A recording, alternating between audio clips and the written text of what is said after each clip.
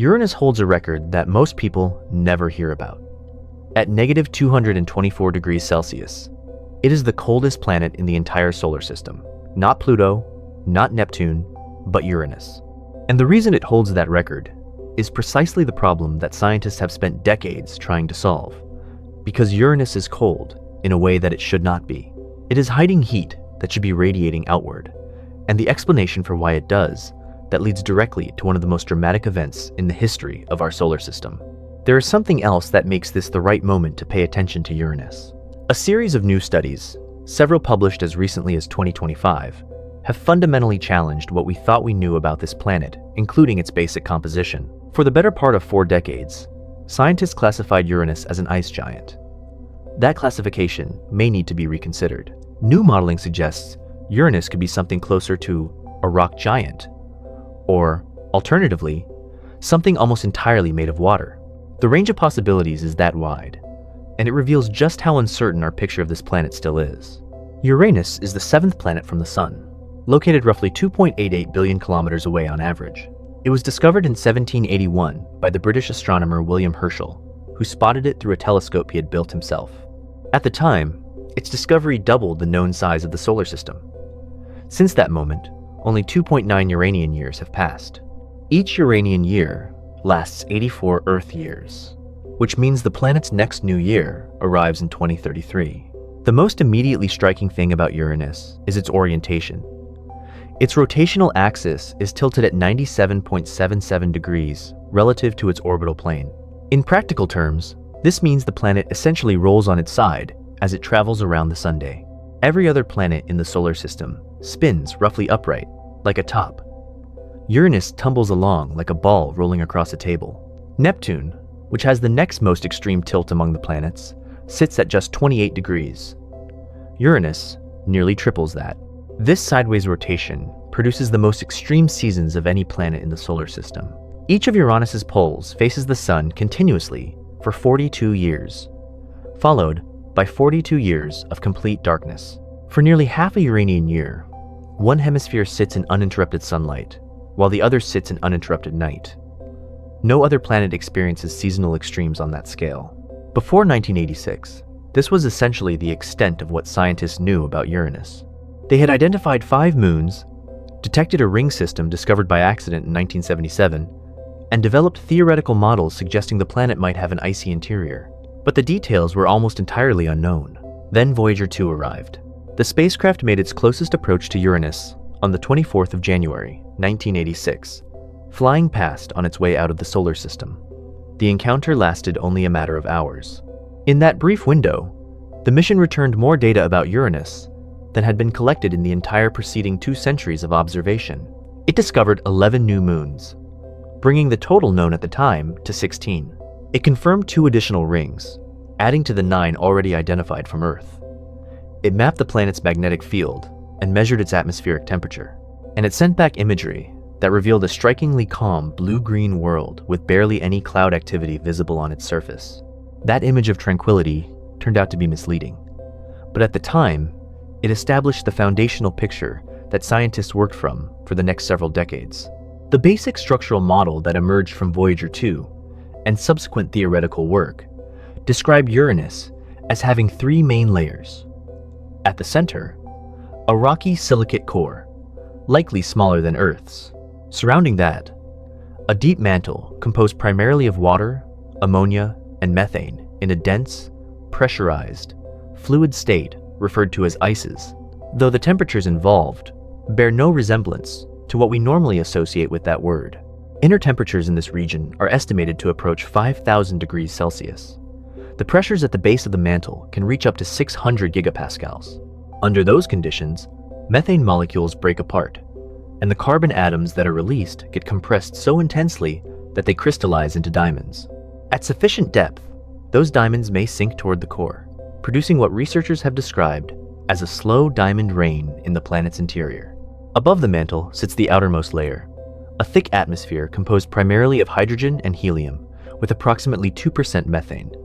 That methane is responsible for Uranus's distinctive color. It absorbs the red wavelengths of sunlight strongly, so the light that reflects back towards space is enriched in blue and green. The result is the pale cyan appearance that makes Uranus immediately recognizable in any image of the solar system. This was the accepted picture. And then, in 2025, researchers at the University of Zurich decided to test it more rigorously. Luca Morf and Ravit Held took what they described as an agnostic approach to modeling Uranus's interior. Rather than starting from assumptions about what the planet was made of, they generated a large number of randomized interior models spanning a wide range of possible compositions. They then compared each model against real observational data, the planet's mass, radius, gravitational field, and rotation rate, and eliminated the models that did not fit. What remained revealed something surprising. The ratio of rock to water inside Uranus could, according to this analysis, range from as low as 0.04 to as high as 3.92. At the low end, Uranus would be an almost entirely water-dominated world, with barely any rock content at all. At the high end, rock makes up the overwhelming majority of the planet's interior. Both extremes are consistent with the observational constraints currently available. This finding matters beyond simply being an interesting uncertainty. If the rock-dominated scenario turns out to be correct, it creates a problem for existing models of solar system formation. Current models predict that planets forming at Uranus's distance from the Sun should have incorporated large amounts of water and other volatile materials from the surrounding protoplanetary disk. A predominantly rocky Uranus would not fit that expectation, which would require a rethinking of how the outer solar system assembled itself. As the authors of the study were careful to note, this work is theoretical. Resolving the question definitively will require a spacecraft capable of mapping Uranus's gravity field with far greater precision than has yet been achieved. The composition of Uranus is not the only thing that has proven harder to pin down than it once seemed. The same is true of its atmosphere. Voyager 2's images showed a world that appeared almost completely featureless. The atmosphere looked smooth and uniform, with only faint hints of cloud structure. Scientists attributed some of this to the unusual seasonal circumstances at the time of the flyby. The South Pole was pointed almost directly at the Sun, and the planet was approaching northern winter. But the calm appearance created a lasting impression of Uranus as a meteorologically boring world. More powerful telescopes have dismantled that impression entirely. In 2014, the W.M. Keck Observatory in Hawaii detected 8 large storm systems on the northern hemisphere of Uranus. The storms were detected in near-infrared light, which penetrates the upper haze layers and reveals structure deeper in the atmosphere. The largest of these storms was the brightest feature ever observed on Uranus, at a wavelength of 2.2 microns, roughly twice as bright as anything previously recorded at that wavelength. At its peak, this single storm accounted for 30% of all the reflected light from the entire planet at that wavelength. The storms were energetic enough that, for the first time in history, amateur astronomers, using visible light telescopes on the ground, were able to detect atmospheric features on Uranus without the need for professional-grade equipment. Longer-term observations by the Hubble Space Telescope over a 20-year period have revealed that Uranus's atmosphere changes systematically with the seasons. As the planet moved from equinox when the Sun sits directly over the equator toward northern summer, the North Polar region became significantly brighter. Aerosol layers thickened at the North Pole as more sunlight reached that hemisphere, while the South Pole grew darker as it moved into the extended night of Uranian winter. Images taken in 2002 and 2022 show this contrast starkly. In 2002, the North Pole was dark. 2 decades later, it had become among the brightest regions on the planet. The Hubble team's results, published in 2025, found that cloud activity was strongest when the Sun was near the equator. As Uranus approaches its northern summer solstice, projected to occur in 2030, the polar aerosol layers are expected to continue building up. Circulation patterns in the atmosphere also shift with the seasons. Atmospheric gases sink at the poles and rise elsewhere, driven by the changing distribution of solar energy reaching the planet. What makes Uranus's atmosphere particularly unusual is that it responds to solar energy in ways seen nowhere else in the solar system. Researchers at Imperial College London found that the Uranian thermosphere, the upper layer of the atmosphere, is heated not just by sunlight, but by the solar wind directly. This interaction between charged particles streaming from the Sun and Uranus's upper atmosphere appears to contribute meaningfully to the thermosphere's energy budget. Observations suggest that as the solar wind's pressure has declined since 1990, Uranus's upper atmosphere has been cooling in response. This coupling between the solar wind and the thermosphere has not been clearly identified at any other planet, making Uranus an unusual case in atmospheric physics. Despite the storms detected by Keck and the seasonal changes tracked by Hubble, Uranus remains considerably calmer than Jupiter, Saturn, or Neptune. Those planets generate enormous, persistent storms, powered by heat escaping from their interiors. Jupiter's Great Red Spot and Neptune's various dark spots are driven by convection-warm material rising from deep inside the planet, cool material sinking back down, creating the turbulent circulation that produces visible storms. Uranus lacks that engine, which returns us to the central mystery. Planets form through the accumulation of material colliding together under gravity, a process that generates enormous heat. That heat takes billions of years to dissipate. Jupiter and Saturn are still releasing several times more energy as heat than they receive from the Sunday. Neptune emits more than twice the solar energy it receives. These planets are still slowly cooling from their formation. Uranus emits only about 15% more energy than it receives. For a planet of its size and age, that number is extraordinarily low.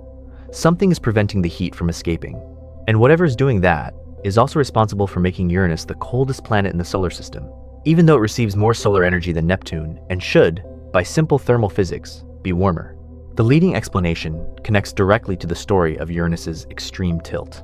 High-resolution computer simulations, published in the Astrophysical Journal in 2018 by Jacob Kegerais and his colleagues at Durham University, modeled more than 50 different impact scenarios in an attempt to reproduce the Uranus we observe today. The simulations pointed to a specific type of event. Approximately 3 to 4 billion years ago, a young Uranus was struck by a large object, likely a protoplanet composed of rock and ice, with a mass somewhere between 2 and 3 times that of Earth. The collision was not a direct head-on impact, but a glancing blow. The impactor struck Uranus at an angle. Despite the indirect nature of the collision, the simulation showed that the forces involved were sufficient to tip the planet onto its side within just a few hours. The entire reorientation of Uranus's spin axis from a more upright position to the extreme tilt we observe today occurred in a geological instant. Most of the material from the impacting protoplanet was absorbed into Uranus's interior, depositing a large amount of energy and disorder into the planet's icy mantle. Here is the critical part. The simulation showed that the deposited material created a shell of highly disordered, high-entropy material within the icy interior. Materials in a high-entropy state are poor conductors of heat. This shell effectively acts as insulation, trapping the heat generated both by the original impact and by the planet's formation beneath it. Rather than radiating outward over billions of years, the way heat does in other planets, Uranus's internal heat is effectively locked in place by this disordered layer. The result is a planet that feels cold from the outside while retaining enormous thermal energy it cannot release.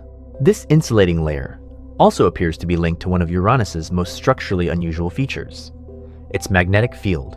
Planetary magnetic fields are typically generated in the deep interior of a planet, usually in a metallic or ionically conductive core that undergoes convection, creating circulating electric currents that produce a magnetic field. Earth's magnetic field is generated this way, originating near the planet's center and aligning reasonably closely with the rotational axis.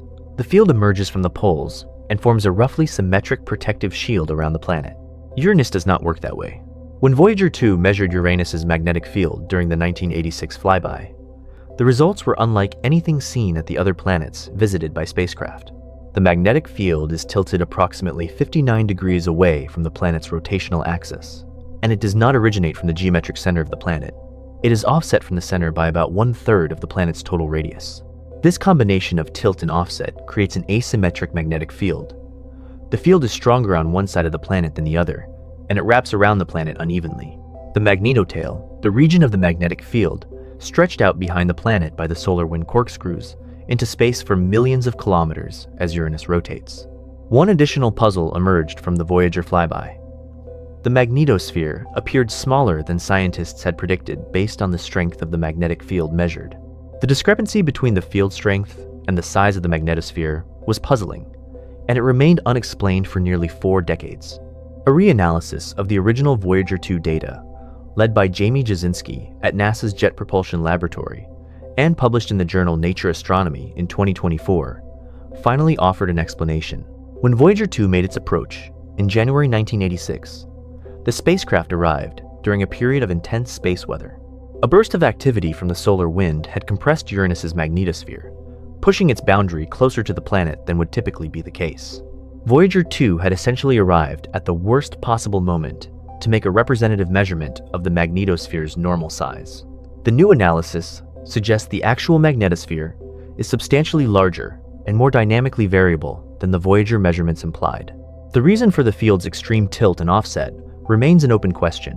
One leading hypothesis suggests that Uranus's magnetic field is not generated in the rocky core at all, but rather in the highly pressurized, electrically conductive fluid of the icy mantle. If convection in the mantle drives the field, then the disordered shell, deposited by the ancient impact, could influence the geometry and behavior of that convection, producing the offset and tilted field we observe.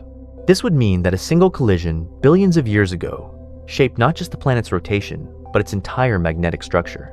One unexpected benefit of Uranus's unusual magnetosphere has been a new tool for measuring the planet's rotation rate. Because the magnetic field does not align with the rotational axis, the planet's auroras do not appear at the geographic poles as they do on Earth, Jupiter, or Saturn.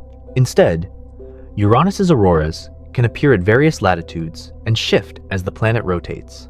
The Hubble Space Telescope has imaged these auroras in both visible and ultraviolet wavelengths over a period of more than a decade.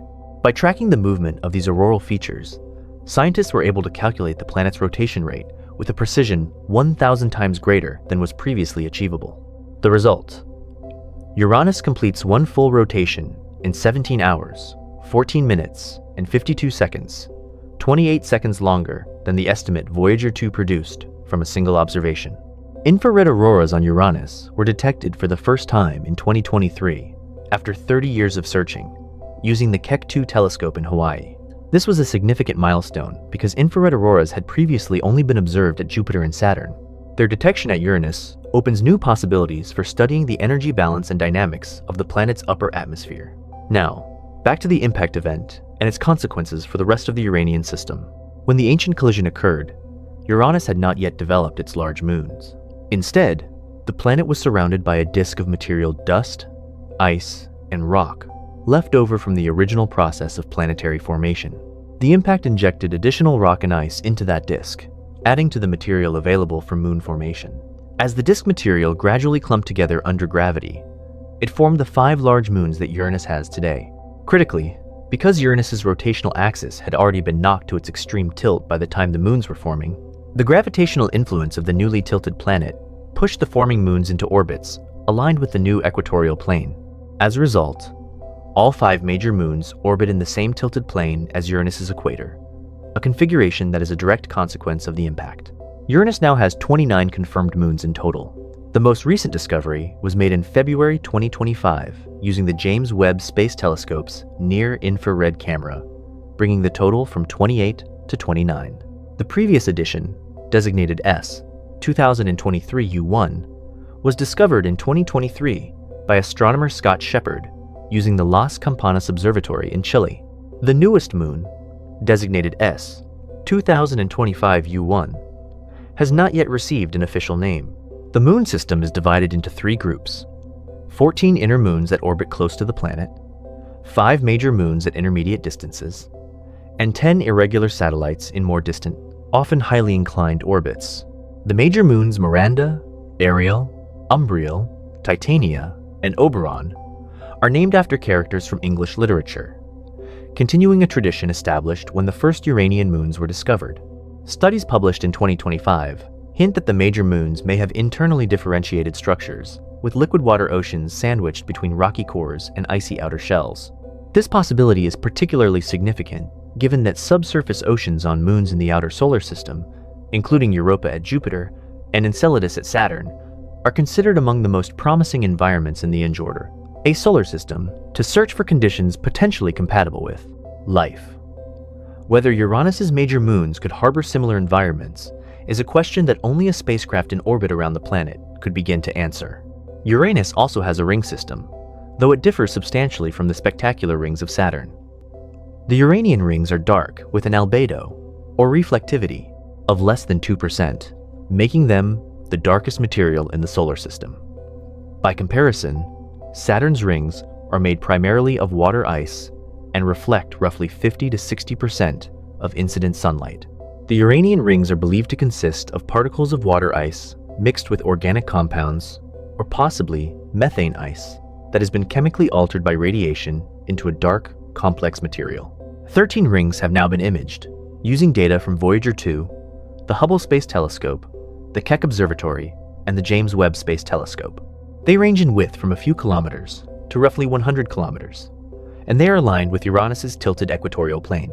During Voyager 2's approach in 1986, when the South Pole was pointed toward the spacecraft, the rings appeared as a nearly perfect circle around the planet, a bullseye geometry that was unusual and visually striking. The rings are estimated to be only about 600 million years old, which makes them relatively young by solar system standards. They are thought to have formed from the destruction of a small moon, either through a collision with a meteoroid or comet, or through some other disruptive event that broke the moon apart and spread its material into a ring. Why some of the rings remain narrow, rather than spreading out over time, is not fully understood. In some cases, small shepherd moons may gravitationally constrain the ring material. But for most of the rings, the mechanism maintaining their shape has not been identified.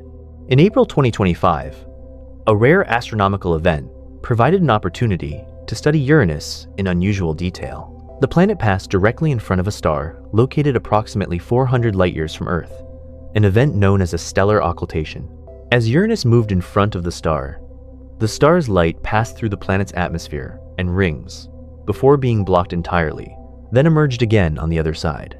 The precise timing and shape of the light curve during an occultation provides detailed information about the structure of the atmosphere and the precise positions and widths of the rings.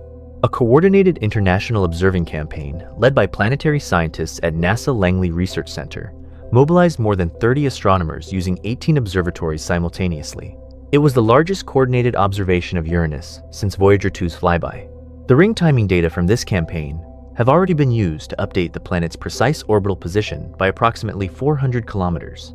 That may sound like a small correction, but for mission planning purposes, calculating the trajectory needed to send a spacecraft to Uranus and have it arrive at the right place at the right time, orbital precision at this level is essential. Atmospheric findings from the April 2025 occultation campaign are expected to be published in the coming period. Further occultation opportunities are approaching. Uranus is set to pass between Earth and the galactic center of the Milky Way over the next decade, providing favorable conditions for additional occultation studies. The best geometry for this type of observation is expected in 2031, when the background star density near Uranus's position on the sky will be at its highest. The scientific interest in Uranus has not just been driven by recent discoveries. It has also been formalized at the level of institutional priority. The 2024 Planetary Science Decadal Survey, the document produced every 10 years by the U.S. National Academies of Sciences that sets the strategic direction for planetary exploration, identified a Uranus, orbiter and atmospheric probe as the highest priority large mission for NASA's planetary science program in the coming decade. That is an explicit endorsement by the scientific community as a whole that Uranus is the most important destination in the outer solar system for the next generation of exploration. The timing is constrained by orbital mechanics. The most favorable launch windows to reach Uranus with the assistance of a Jupiter gravity assist, which can significantly shorten the travel time, are in 2031 and 2032. A spacecraft launched during these windows could reach Uranus in roughly a decade, arriving in the early 2040s. A later launch would result in a longer transit and later arrival, potentially delaying science return by years. In parallel, the Chinese National Space Administration has proposed its own mission to Uranus and Neptune, designated Tianwen-4. Details of the mission architecture and timeline are still developing, but the proposal reflects a growing international recognition of the scientific value of dedicated exploration of the ice giant planets. The objectives of a future Uranus mission would span nearly every aspect of the planet's science. Extended orbital observations of the gravity field over time would allow scientists to map the interior structure in detail, potentially resolving the rock versus water question that current modeling cannot settle. In situ measurements by an atmospheric probe, a small spacecraft dropped directly into the atmosphere, would directly sample the chemical composition at depth, providing information about the abundances of hydrogen, helium, methane, and heavier elements that telescopes cannot access remotely. Long-term tracking of weather systems and cloud structure would reveal how the atmosphere evolves across seasons in real time. Close-up observation of the ring system would clarify the composition and dynamics of the rings and identify whether shepherd moons are responsible for maintaining their narrow widths.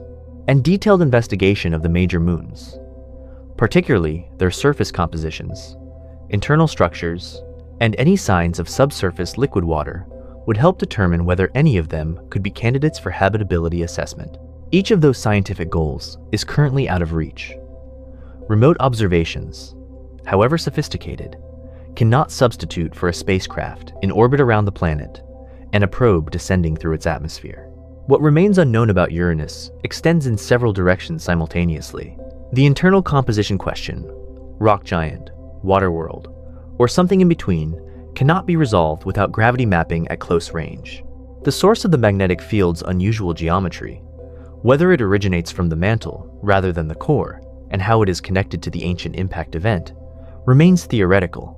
The mechanisms responsible for confining the narrow rings have not been identified for most of the ring system.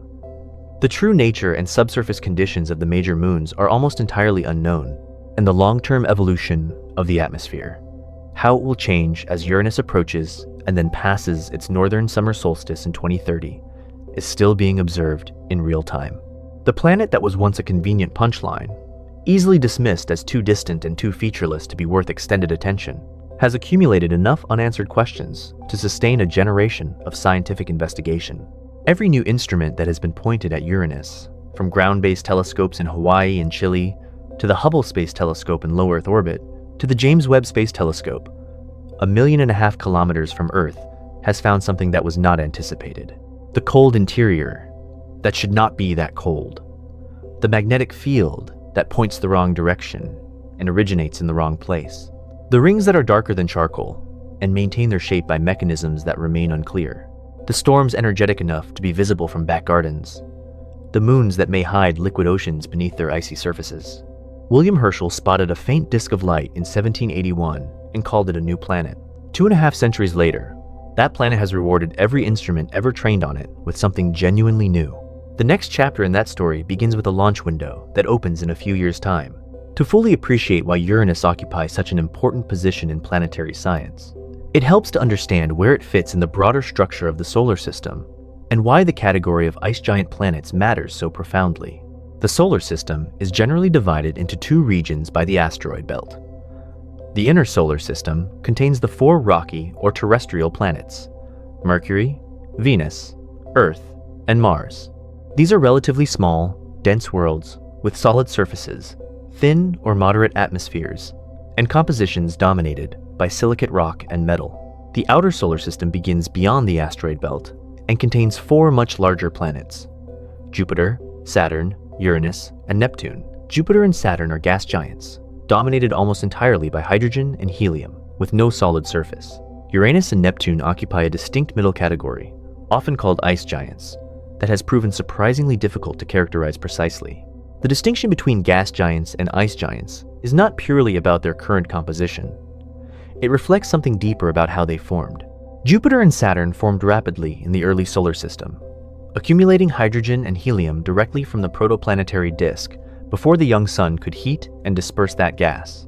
The disk material was still abundant when they were growing, so they became primarily hydrogen-helium worlds. Uranus and Neptune formed more slowly, in a region farther from the sun where material was less dense.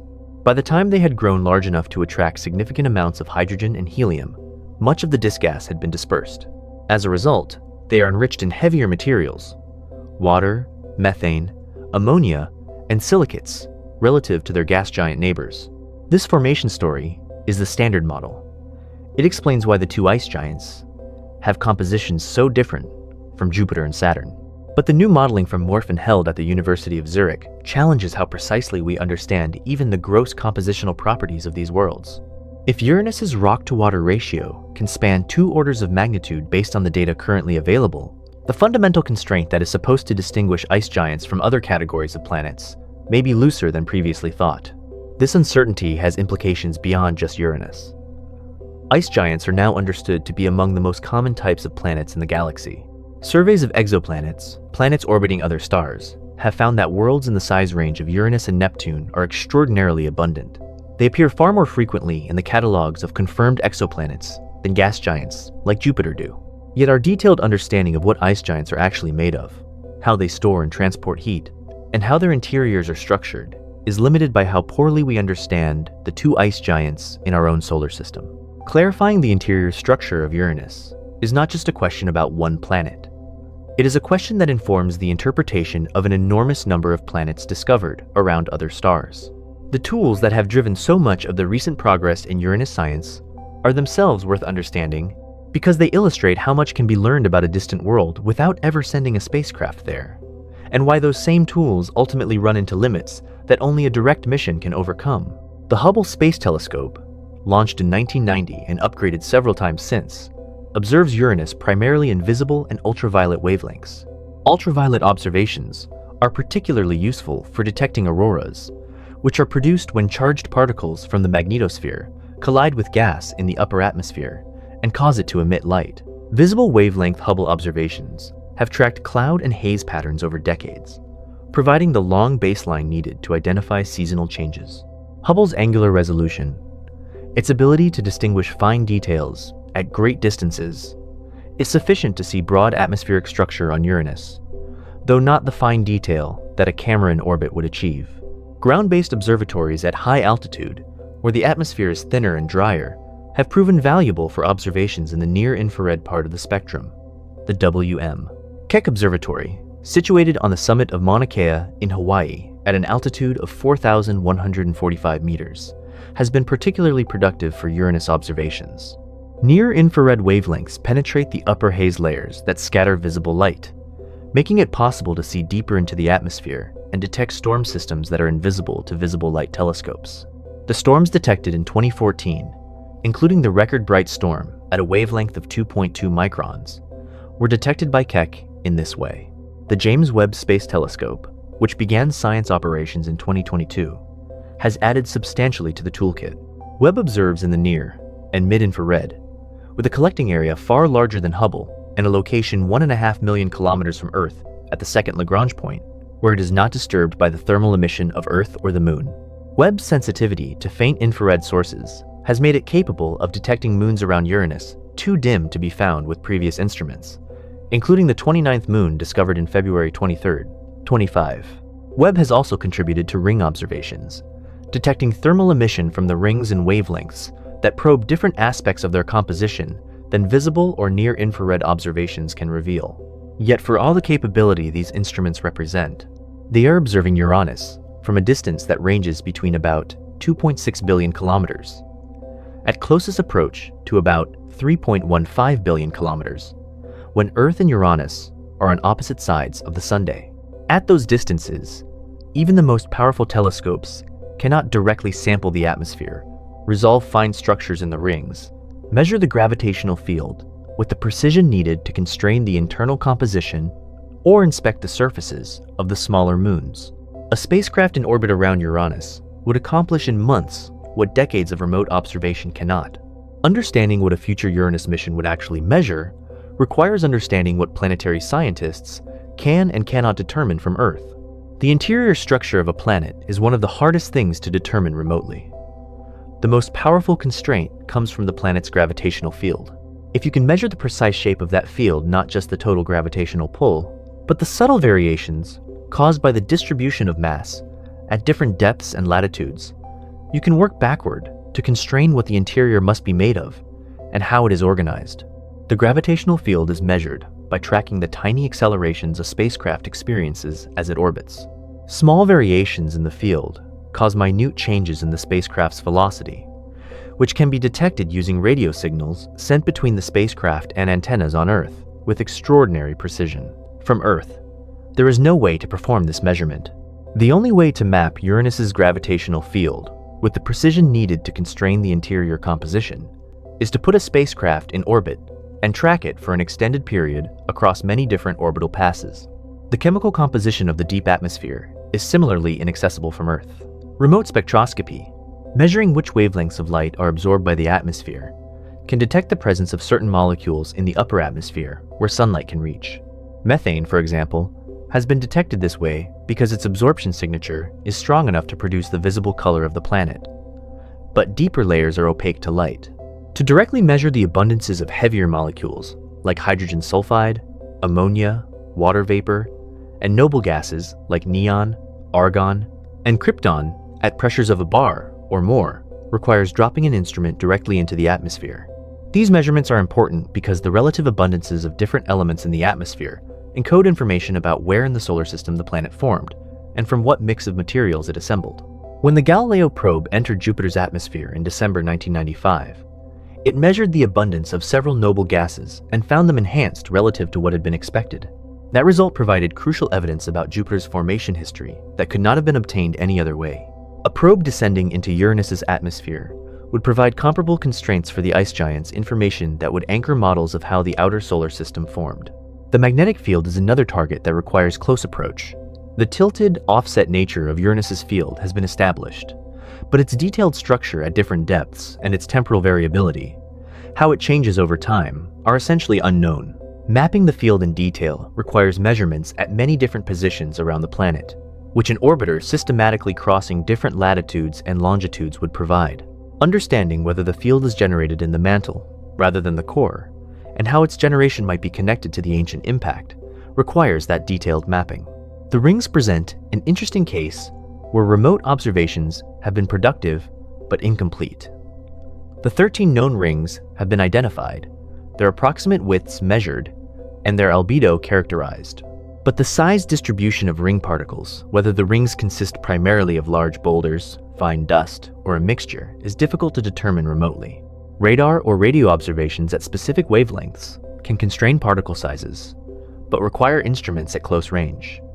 Similarly, the precise masses of the rings, which determine their long-term stability, require close-up gravitational measurements, and whether there are additional rings too faint to detect from Earth is a question that could only be resolved by an instrument close enough to detect their faint signal against the darkness of space.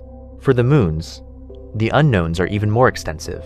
The 5 major moons, Miranda, Ariel, Umbriel, Titania, and Oberon, were imaged by Voyager 2 during the flyby, but only the southern hemispheres received useful illumination, since the North Poles were in winter darkness at the time.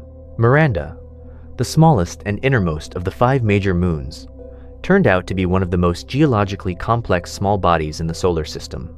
Its surface showed extreme contrasts. Vast, heavily cratered plains adjacent to regions of jagged cliffs and parallel grooves that looked nothing like anything else seen in the outer solar system. Verona Rups, a cliff on Miranda, is believed to be one of the tallest cliffs in the solar system, with a height estimated at up to 20 kilometers. The origin of Miranda's complex terrain is not fully understood. Current ideas suggest it may have experienced one or more catastrophic collisions during its history, or it may have been geologically active due to tidal heating at some point in its past. Titania and Oberon are the 2 largest of Uranus's moons, with diameters of 1,578 kilometers and 1,523 kilometers respectively. Both show evidence of geological activity in the form of fault systems and ancient impact basins. Ariel has some of the youngest and least cratered terrain among the major moons, suggesting relatively recent resurfacing by geological processes, possibly involving the flow of fluid material across the surface at some point in the past. The 2025 studies, hinting at possible liquid water oceans inside the major moons, drew on modeling of the moon's internal heat budgets, compositions, and the phase diagrams of water-ammonia mixtures under the pressures expected in those interiors. Ammonia acts as an antifreeze when mixed with water, lowering the melting point substantially below the melting point of pure water. This means that even at the temperatures expected inside Uranus's moons, a water-ammonia mixture might remain liquid at certain depths. If liquid layers exist inside these moons, they would represent potential environments where chemical reactions could occur in conditions somewhat analogous, in a broad sense, to the subsurface oceans believed to exist inside Europa, Enceladus, and possibly Titan. That comparison should be made carefully. Neither Europa nor Enceladus has been confirmed to harbor life, and the existence of liquid water is only one of many prerequisites for habitability. But the detection of active plumes of water vapor at Enceladus, and the presence of complex organics and a source of chemical energy in that moon's ocean have generated sustained scientific interest in subsurface ocean environments as candidates for astrobiology. The possibility that Uranus's moons might also have subsurface liquid layers places them in a category of scientifically interesting targets that simply did not exist in the scientific consciousness before recent modeling work brought the idea forward. The irregular satellites of Uranus, the 10 outer moons in more distant, inclined orbits, are thought to be captured objects, likely bodies that originally formed elsewhere in the outer solar system and were gravitationally captured by Uranus at some point in the past. Their orbits, which are typically highly elliptical and steeply inclined, are inconsistent with formation in the equatorial disk that produced the regular moons. Studying captured moons is scientifically valuable because they may preserve compositional information about the population of small bodies from the region of the solar system where they originally formed. The ring system, taken as a whole, offers another avenue for understanding the history of the Uranian system. The estimated age of 600 million years places the origin of the rings well after the formation of the solar system, which occurred approximately 4.5 billion years ago. This means the rings are a relatively recent phenomenon on geological timescales. The source of the ring material, the destroyed moon, or moons, whose breakup produced the rings, is no longer visible, but the rings themselves encode information about the dynamics of the Uranian system over the last several hundred million years. The extreme darkness of the ring material is a puzzle in its own right. The albedo of less than 2% is lower than coal, lower than most volcanic rock, lower than essentially any common natural material. Water ice in pure form is highly reflective. If the rings contain water ice, as most models suggest, the ice must be heavily contaminated or chemically altered to reach such low reflectivity. One hypothesis involves prolonged irradiation by energetic particles trapped in Uranus's magnetic field, which could break down ice and organic molecules, producing complex carbon-rich compounds that are dark in color. Another possibility involves the accumulation of fine dark dust from other sources. Clarifying the ring composition would constrain both the source material and the subsequent history of irradiation and contamination. The occultation campaign of April 2025 deserves more detailed attention because it illustrates the kind of coordinated observational effort that has become increasingly characteristic of modern planetary science. Stellar occultations are valuable because they provide precise, direct measurements of the radial structure of the ring system and the vertical structure of the atmosphere at the location where the planet's limb crosses the line of sight to the background star. As Uranus approached the background star, the rings passed in front of the star first, blocking its light briefly as each ring crossed the line of sight. By measuring the exact timing of each dip in the star's brightness, astronomers could determine the precise radial position of each ring. As the planet's atmosphere then passed in front of the star, the gradual dimming of the star's light, as opposed to the sharp cutoffs produced by the opaque rings, provided information about the density and temperature profile of the atmosphere at different altitudes. Repeating this measurement from multiple widely separated observatories simultaneously allowed the team to characterize any north-south asymmetries in the ring positions and atmospheric profile. The 400-kilometer update to Uranus's orbital position that resulted from the ring timing data may seem modest, but in the context of spacecraft navigation, it is significant. Sending a spacecraft to a planet that is billions of kilometers away requires predicting where that planet will be at the time of arrival years or decades in the future.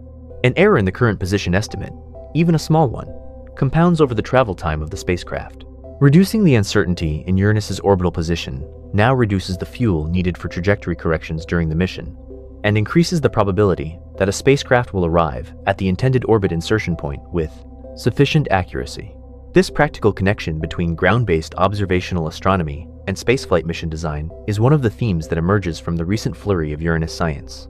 The observation campaigns, the modeling studies, the analysis of archival, Voyager data, all of it serves not only to advance scientific understanding immediately, but also to lay the groundwork for a future mission that will be far more productive as a result.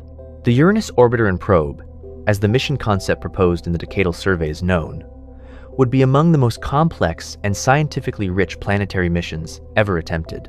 Unlike the Voyager flyby, which spent only hours near the planet, an orbiter would spend years in the Uranian system, making repeated passes over the planet and its moons at different phases of the seasons. It would observe atmospheric changes in real time across years, track the evolution of storm systems from beginning to end, and map the gravitational and magnetic fields with a completeness that a single flyby cannot achieve.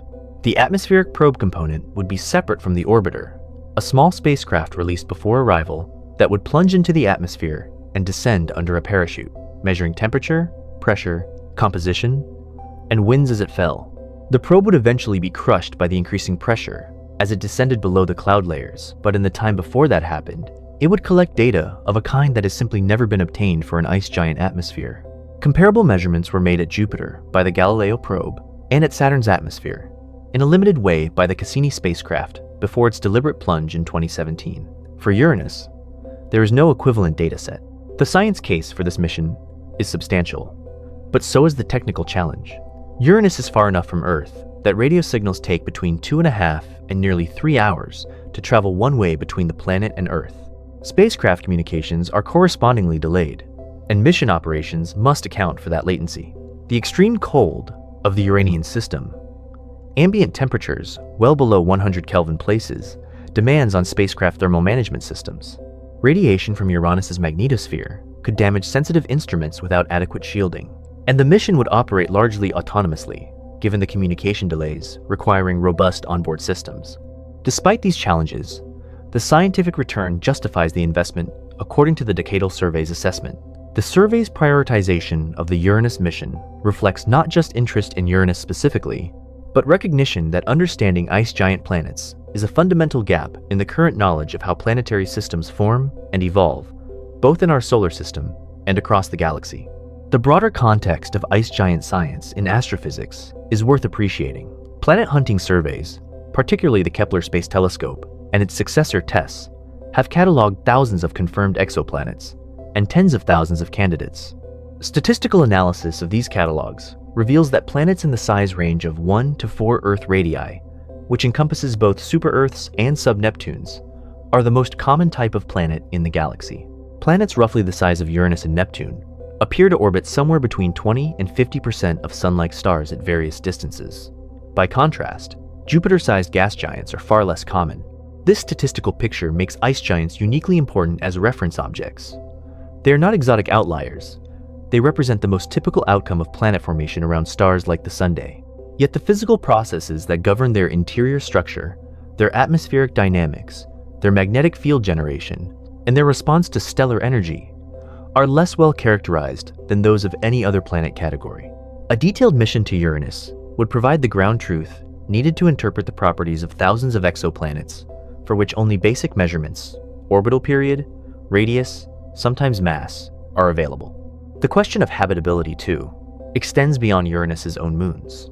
Understanding the thermal and chemical evolution of ice giant-class planets matters for assessing whether moons of such planets elsewhere in the galaxy might harbor environments that could support chemistry of the kind associated with life. If ice giants commonly have moons with subsurface oceans, and if those oceans have access to chemical energy sources through geological processes, the prevalence of such environments in the galaxy could be significant. Uranus also preserves information about the early solar system that other planets do not. Its extreme tilt is almost certainly the result of a large impact, and the consequences of that impact, the insulating interior shell, the unusual magnetosphere, the tilted moon orbits are all still visible today, billions of years later. The planet is, in a sense, a long-duration record of a catastrophic event in the early solar system. Detailed study of the current state of Uranus allows scientists to work backward and reconstruct what that event was like, and to model how likely similar events were in the early stages of other planetary systems. The same impact that tilted Uranus also shaped the architecture of its moon system in ways that may be unique. The alignment of the 5 major moons' orbits with the planet's equatorial plane, rather than the plane of the solar system, is a direct consequence of the impact reorienting the planet's spin axis before the moons formed. This configuration means that as the moons orbit Uranus, they experience a very different pattern of gravitational and tidal forces from the Sun than moons of upright planets do. Over billions of years, this has driven long-term orbital evolution in the moon system. Some models suggest that certain moons may have migrated substantially in their orbits over geological time, driven by the combination of tidal forces from Uranus and the unusual solar gravitational geometry. Miranda's extraordinary surface, with its patchwork of ancient terrain and apparently recent geological deformation, may be a record of such orbital migration. If Miranda's orbit evolved significantly through tidal interactions, its interior would have been periodically heated by tidal flexing, the slight deformation that occurs as the moon's shape changes due to varying gravitational forces in a non-circular orbit. Such tidal heating could have produced geological activity melting and resurfacing at various times in Miranda's history, producing the complex and varied landscape Voyager 2 revealed. A future orbiter could examine Miranda's surface in detail at both poles, not just the south as Voyager did, and could measure its internal structure directly using radio science techniques. The prospect of studying all of these questions from orbit systematically, over years, with instruments orders of magnitude more capable than anything available to Voyager 2, is the scientific promise that has made the Uranus mission the top priority for the planetary science community. There is one additional aspect of the recent scientific activity around Uranus that deserves attention: the reanalysis of archival data. Multiple significant discoveries in recent years have come not from new observations, but from applying improved analytical techniques to data collected decades ago. The reanalysis of Voyager 2's magnetosphere measurements by Jamie Jasinski's team at NASA's Jet Propulsion Laboratory is one example. The raw data existed for nearly 40 years. What changed was the analytical framework. A better understanding of how solar wind pressure affects the size of planetary magnetospheres, and improved computational tools to model that effect quantitatively. Applied to the original data, these tools revealed that what had appeared to be a genuinely small magnetosphere was actually a compressed one, a conclusion with significant implications for how Uranus's magnetic field is generated, and how the magnetosphere normally behaves. A similar pattern has played out for auroras. The infrared auroras, detected in 2023 using the Keck 2 telescope, were the result of improved detector technology and observing strategies specifically designed to find faint emission features. But the theoretical prediction that such auroras should exist, and the wavelengths at which to search for them, drew on decades of accumulated understanding of how magnetosphere-ionosphere coupling works. Observations that would have been uninterpretable 40 years ago can now be situated within a rich theoretical framework that makes their significance clear. This is a general feature of how planetary science progresses. New instruments expand what can be detected. New analytical methods extract more information from existing data. New theoretical frameworks change what questions can be asked of old observations. The combination means that a dataset, as limited as Voyager 2's brief Uranus encounter, a few hours of close observation in January 1986, continues to yield new insights nearly 4 decades later. Looking forward, the research activity of 2025 provides a sense of how productive this period of preparation for a future mission has become. New discoveries about the composition, the atmosphere, the moons, the magnetosphere, and the ring system emerged in a single year from a combination of archival analysis, ground-based observations, space telescope data, and theoretical modeling. As the launch window for a Uranus orbiter approaches, the pace of preparatory science is likely to increase further. The question that unifies all of this, what is Uranus actually made of, and how did it get that way, remains unanswered at the most fundamental level. Whether it is predominantly rock, predominantly water, or something in between, what the ancient impact really deposited in its interior, and how that has shaped the planet's thermal evolution over billions of years. Whether the magnetic field is generated in the mantle, as the leading hypothesis suggests. Whether the major moons really do have subsurface oceans. Whether the ring system's extreme darkness is a product of magnetospheric irradiation, or something else. These are questions that current instruments, however capable, cannot resolve. What current instruments can do, and have done with increasing effectiveness over the last several years, is narrow the space of possibilities, identify the most productive directions for investigation, and lay the observational and theoretical groundwork on which a mission can build. That mission, whenever it launches, and whenever it arrives, will not be starting from scratch. It will be arriving at a planet that science has been studying continuously since William Herschel first mistook it for a comet, and continuously surprising scientists in the process. The coldest planet, the most tilted planet, the planet with the most extreme seasons, the planet whose magnetic field points in the wrong direction and originates in the wrong place, the planet that may not be an ice giant at all, the planet whose moons might hide liquid oceans, the planet that is still releasing secrets from an impact that happened 3 billion years ago. Uranus has spent 2.5 centuries being underestimated. The next few decades may finally provide the tools to understand it properly. To appreciate the full significance of what has been learned about Uranus in recent years, it is worth stepping back and considering the planet's place in the historical development of astronomy itself. The discovery of Uranus in 1781 was itself a conceptual rupture. For thousands of years, since the beginning of recorded astronomical observation, humans had known of exactly 6 objects that moved against the backdrop of fixed stars: the Sun, the Moon, and 5 planets: Mercury, Venus, Mars, Jupiter, and Saturn. These were the objects visible to the naked eye, and their existence had been known since antiquity. Every culture with an astronomical tradition had observed them and incorporated them into its cosmology, timekeeping, and mythology. The idea that there were more planets beyond Saturn objects, so distant that they were invisible without a telescope, was not a serious scientific hypothesis in 1780 before Herschel's discovery. When Herschel observed an object that he initially described as a comet or nebulous star in the constellation Gemini in March 1781, the full implication of what he had found took time to become clear. It was the mathematician Anders Johann Lexell who first calculated an approximately circular orbit and concluded that the object was not a comet, but a new planet, far beyond Saturn. The solar system was suddenly twice as large as it had been, Trisant. Herschel proposed naming the planet Georgium Sidus, Latin for the Georgian star, in honor of King George III of Britain. This name was used in Britain for some decades. French astronomers preferred to call it Herschel after its discoverer.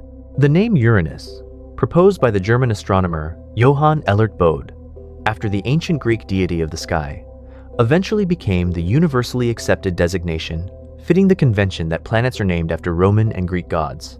The name was not officially adopted internationally until the mid-19th century. The discovery of Uranus also had a practical consequence of enormous importance for the subsequent development of astronomy. Within decades of its discovery, astronomers tracking the orbit of Uranus noticed that the planet was not moving exactly as gravitational calculations predicted. It deviated slightly from the path that Newton's laws of gravity dictated. These deviations were small but consistent, accumulating over time in a way that could not be attributed to measurement error. The most natural explanation was that another massive body, not yet discovered, was gravitationally perturbing Uranus's orbit. In 1845 and 1846, 2 mathematicians, Urbain Le Verrier in France and John Couch Adams in Britain, independently calculated the position in the sky where this hypothetical perturbing planet should be located, based on the pattern of Uranus's orbital deviations. When the German astronomer Johann Gottfried Galle pointed his telescope at the position Le Verrier had specified in September 1846, he found Neptune on the first night of searching, within 1 degree of the predicted position. It was one of the most dramatic demonstrations of the predictive power of mathematical physics in the history of science. Neptune's discovery, as a consequence of studying Uranus's anomalous orbital behavior, established a template for how gravitational anomalies could lead to the discovery of unseen objects.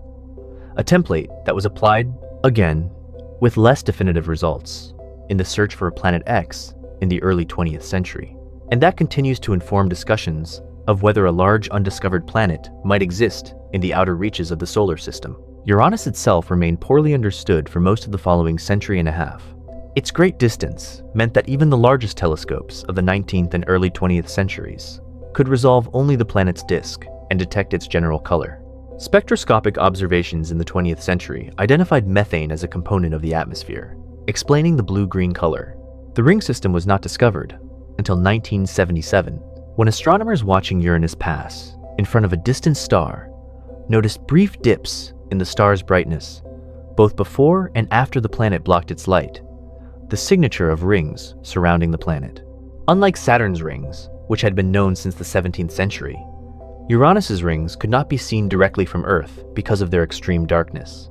By the time Voyager 2 arrived in 1986, the catalog of known features was sparse: 5 moons, 9 rings, an extreme axial tilt, a roughly estimated rotation period, and spectroscopic evidence of methane in the atmosphere.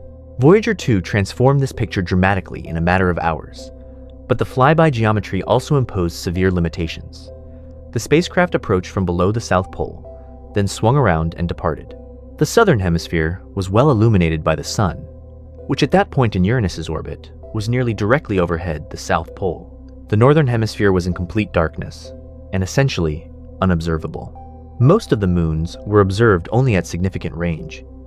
The encounter time was limited by orbital mechanics, and the data transmission rate from Voyager 2 at the distance of Uranus was a small fraction of what it had been at Jupiter and Saturn. Given these constraints, The scientific return from Voyager 2 was remarkable, but the incompleteness was also built in. Roughly half the planet was unobservable during the flyby. The magnetic field was measured at a single set of positions during a solar storm. The atmosphere was observed at a single moment in the seasonal cycle, when one pole was pointed at the Sunday. The moons were seen only at oblique viewing angles, with the illuminated hemisphere facing south. Everything learned since 1986 has had to work around these limitations. The 20-year Hubble atmospheric monitoring campaign captured a period beginning at northern equinox and extending into northern spring, filling in the seasonal picture that Voyager's mid-southern summer snapshot could not provide. The Keck storm observations in 2014 captured weather phenomena that were invisible to Voyager because they were occurring in the northern hemisphere during polar night at the time of the flyby. The magnetosphere analysis by Jasinski's team corrected for the space weather conditions that Voyager encountered by chance. Every piece of new information has had to be reconciled with, or in some cases reconciled against, the foundational but constrained dataset from Voyager. This is why the scientific community's decision to prioritize a return to Uranus is so significant. The existing dataset, despite 40 years of analysis and supplementation, is simply insufficient to answer the most fundamental questions about the planet. And those questions, as we have seen, range from the basic, what is it made of, to the profound, how did a single ancient impact shape an entire planetary system in ways still visible billions of years later? The specific mission architecture being discussed in Orbiter that would spend multiple years in the Uranian system, combined with an atmospheric probe, is designed to address the limitations of the Voyager flyby comprehensively. The orbiter would make many passes over the planet, at different latitudes and longitudes, building up a complete map of the gravitational and magnetic fields. It would observe both hemispheres as the planet moved through its seasons. It would visit the moons repeatedly, at different viewing angles and illumination conditions. The probe would directly sample the atmosphere at a location and depth Voyager never reached. The science objectives of such a mission, as detailed in the Decadal Survey, fall into several broad categories. Interior structure and composition is the first priority, measuring the gravitational field to constrain the distribution of mass, and measuring the atmospheric composition directly to determine the elemental abundances that encode formation history. Atmospheric dynamics and structure is a second priority, understanding how weather systems form and evolve, how atmospheric circulation responds to seasonal changes, and what drives the haze and cloud formation that Hubble has been tracking. The magnetosphere and its interactions with the solar wind and with the moons is a third priority. Understanding how the unusual field is generated, how it varies over time, and how energetic particles in the magnetosphere affect the surfaces of the rings and moons. The rings are a fourth priority, characterizing their composition, particle size distribution, and long-term dynamics. And the moons are a fifth priority, characterizing their surface compositions, internal structures, and any evidence of geological activity or subsurface liquids. Each of these objectives requires different instrument types, different orbital geometries, and different phases of the mission. Gravity mapping requires spending long periods in stable, precisely tracked orbits at different inclinations. Atmospheric observations require close passes at low altitude over the planet. Magnetosphere mapping requires traversals of different regions of the magnetosphere, including the polar regions and the distant magnetotail. Moon flybys require the spacecraft to maneuver into trajectories that bring it close to each target moon. Managing all of these requirements in a single mission is a complex planning challenge, but one that is tractable given current spacecraft technology. The probe, which would be released before orbit insertion and enter the atmosphere independently, would add information that the orbiter cannot provide. Directly measuring pressure and temperature as a function of altitude validates the atmospheric models developed from remote sensing. Measuring the chemical composition of the deep atmosphere provides the elemental abundances that constrain formation models. Measuring wind speeds at different altitudes provides input for atmospheric dynamics models. The probe's data would be transmitted to the orbiter overhead and relayed to Earth.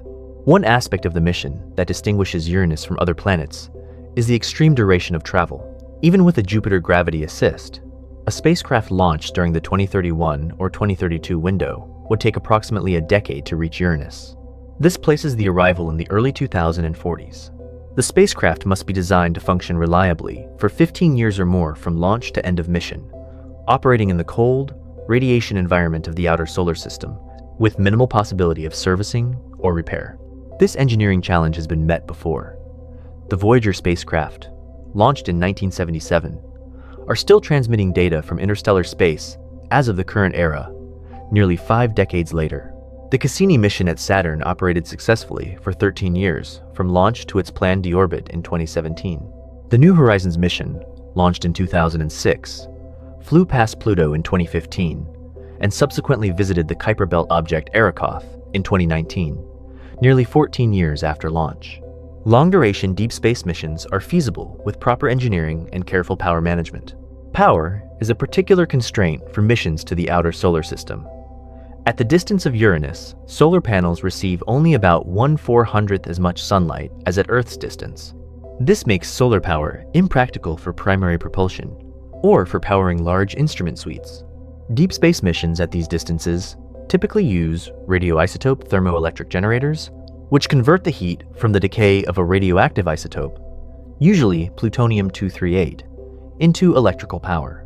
The supply of plutonium-238 available for space missions has historically been limited, and increasing its production has been one of the logistical priorities associated with planning for the Uranus mission.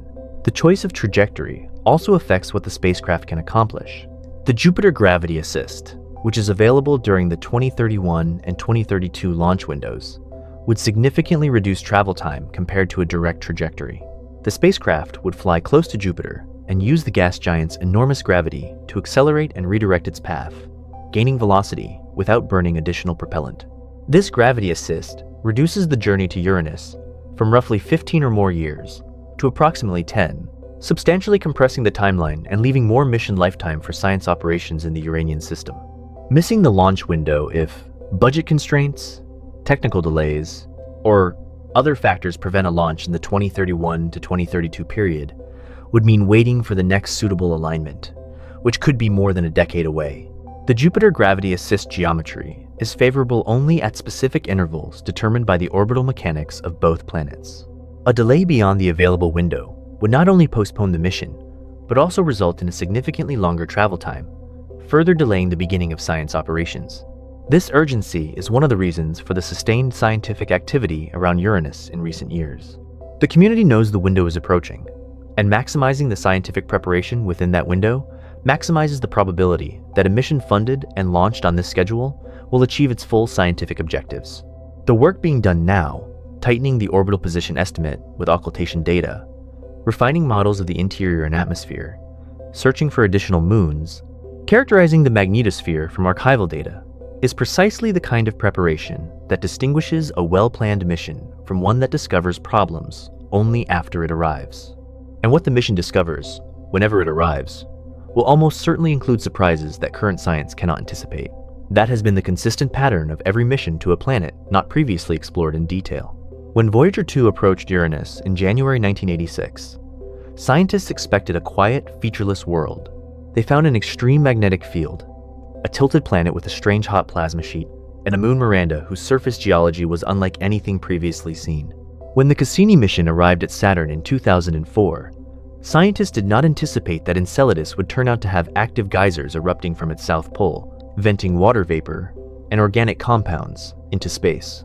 When New Horizons flew past Pluto in 2015, it found mountains of water ice rising 5 kilometers above plains of nitrogen ice, and a heart-shaped nitrogen glacier the size of Texas. Outer solar system bodies have consistently proven to be more complex and more scientifically rich than pre-encounter expectations. There is no reason to think Uranus will be any different. The questions that will be answered by a Uranus orbiter will be the ones we can currently identify: composition, magnetosphere, moons, rings. But the most transformative discoveries will likely be the ones that nobody anticipated until the data arrived. The story of Uranus is, in this sense, still in its early chapters. A planet discovered by accident in 1781, glimpsed once from close range in 1986, studied from afar with progressively more capable instruments for the 4 decades since, and now, approaching a moment when the tools and the mission concept and the launch window are aligned in a way that could finally provide the sustained, detailed investigation this strange and rewarding world deserves. The coldest planet in the solar system is also, in a meaningful sense, one of the least understood. That is not a permanent state of affairs. The next generation of planetary scientists is already working on the instruments, the models, and the mission plans that will change it. There is another dimension to Uranus science that has become increasingly important in recent years. The connection between what we observe at Uranus and our interpretation of data from the thousands of exoplanets now cataloged by space and ground-based surveys. When the Kepler Space Telescope was launched in 2009, its primary mission was to detect planets passing in front of their host stars' transits and measure the fraction of stars that host planets. The results transformed the field of planetary science. Kepler and its follow-up missions have now confirmed the existence of thousands of planets around other stars, and statistical modeling of the survey results suggests that the Milky Way contains hundreds of billions of planets in total. Among the most striking findings from these surveys is the prevalence of planets in a particular size range, those with radii between 1 and 4 times Earth's radius.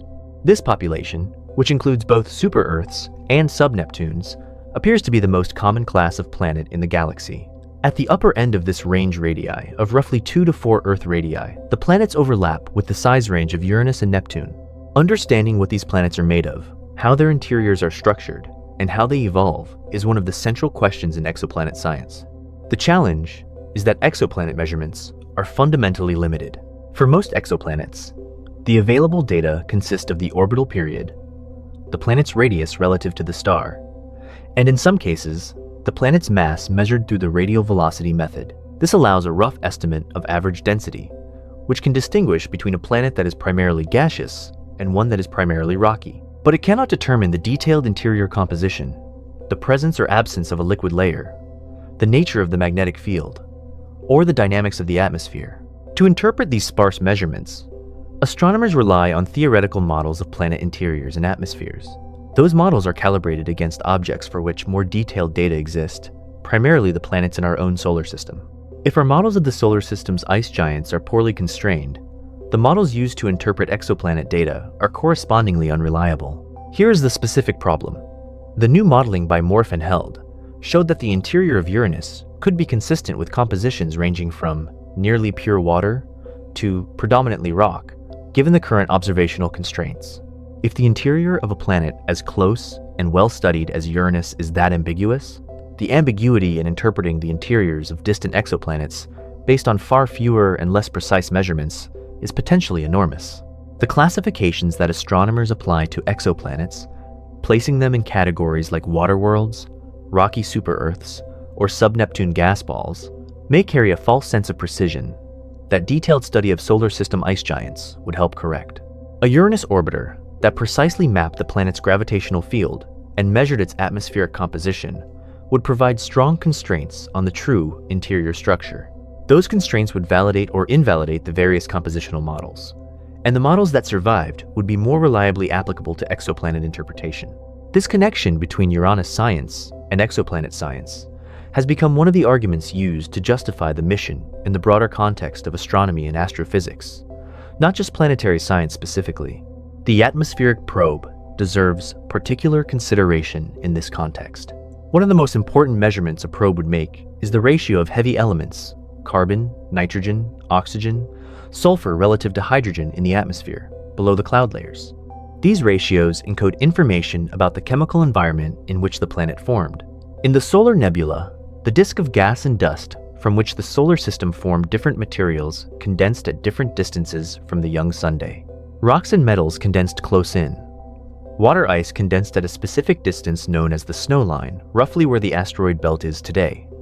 Methane and ammonia ices condensed at greater distances still. A planet that formed in a particular region of the disk would have incorporated the mix of materials available in that region. The abundances of different elements in a planet's atmosphere are therefore a kind of chemical fingerprint of its formation environment. Jupiter's atmosphere has been measured to be enriched in heavy elements relative to the Sun by a factor of roughly 3 to 5. Saturn appears to be enriched by a somewhat larger factor. These measurements constrain where and how these planets formed. For Uranus and Neptune, no comparable in situ atmospheric measurements exist. The probe would provide them. Beyond the formation history question, atmospheric composition data would also constrain the thermochemical models of what happens deep inside ice giants. The stability of different molecular forms of carbon, nitrogen, and oxygen under high pressure and temperature depends on the mixing ratios of these elements. Whether diamonds can form, whether superionic water, a phase of water in which the oxygen atoms form a crystal lattice while the hydrogen atoms flow freely through it exists in the deep interior, and how the overall structure of the mantle is organized are all questions that depend on compositional inputs that the probe would provide. Superionic water is one of the more exotic phases of matter that has been proposed as relevant to ice giant interiors. Under the extreme pressures and temperatures expected in the deep mantle of Uranus and Neptune, pressures of millions of atmospheres and temperatures of thousands of degrees water can exist in a state that is neither liquid nor ice in any familiar sense. Laboratory experiments using high-powered lasers to create extreme conditions for brief moments have confirmed that superionic water can form under conditions plausible for ice giant mantles. In this state, the oxygen atoms are arranged in a regular crystal structure like a solid, while the hydrogen protons flow through that lattice like a liquid. Superionic water would be a poor conductor of heat, but a conductor of electricity, properties that could contribute to the generation of Uranus's unusual magnetic field. The probe would not directly observe the superionic layer. It would be destroyed long before reaching those depths. But the compositional data it provides would allow better modeling of where such layers might exist and how they might behave.